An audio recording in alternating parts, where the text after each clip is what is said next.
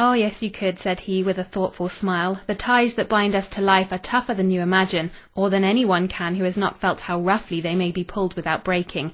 You might be miserable without a home, but even you could live, and not so miserably as you suppose. The human heart is like india rubber. A little swells it, but a great deal will not burst it. If little more than nothing will disturb it, little less than all things will suffice to break it. As in the outer members of our frame, there is a vital power inherent in itself that strengthens it against external violence. Every blow that shakes it will serve to harden it against a future stroke, as constant labour thickens the skin of the hand and strengthens its muscles instead of wasting them away, so that a day of arduous toil that might excoriate a lady's palm would make no sensible impression on that of a hardy ploughman. I speak from experience, partly my own. There was a time when I thought as you do. At least, I was fully persuaded that home and its affections were the only things that made life tolerable, that if deprived of these, existence would become a burden hard to be endured. But now I have no home, unless you would dignify my 2 hired rooms at Horton by such a name, and not 12 months ago I lost the last and dearest of my early friends.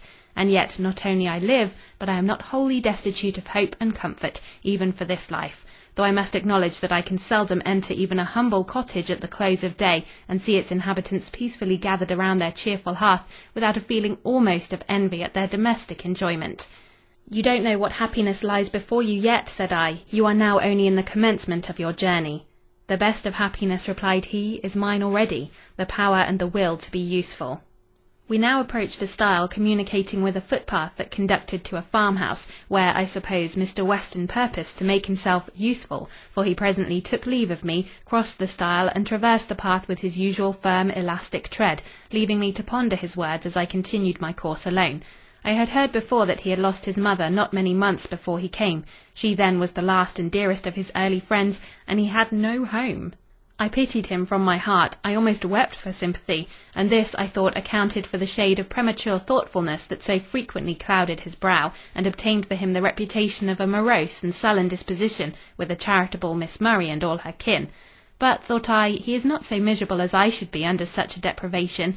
He leads an active life, and a wide field for useful exertion lies before him. He can make friends, and he can make a home too, if he pleases, and doubtless he will please some time. God grant the partner of that home may be worthy of his choice, and make it a happy one, such a home as he deserves to have, and how delightful it would be to— But no matter what I thought.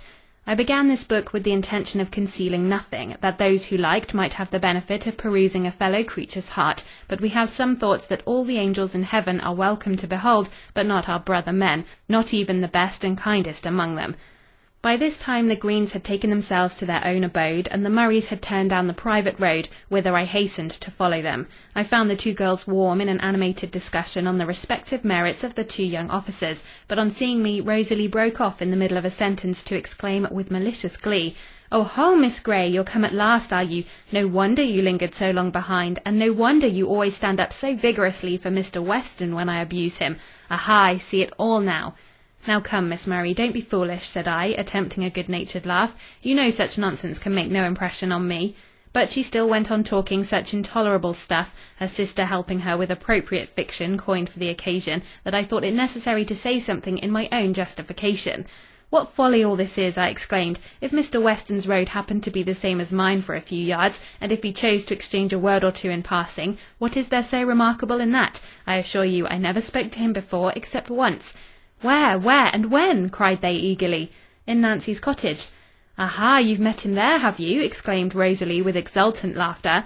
"Ah, now, Matilda, I've found out why she's so fond of going to Nancy Brown's. She goes there to flirt with Mr. Weston." "Really, that is not worth contradicting. I only saw him there once, I tell you, and how could I know he was coming?"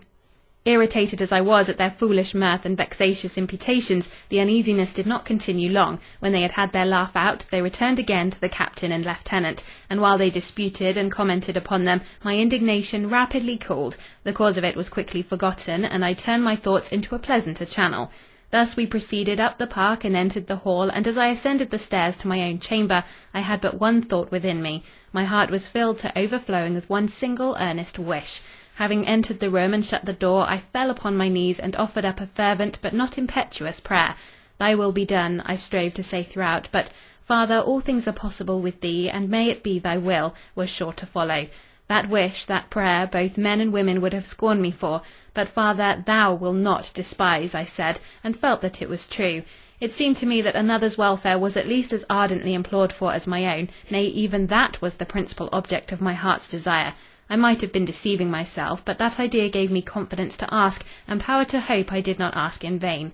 As for the primroses, I kept 2 of them in a glass in my room until they were completely withered, and the housemaid threw them out, and the petals of the other I pressed between the leaves of my Bible. I have them still, and mean to keep them always. End of chapter 13.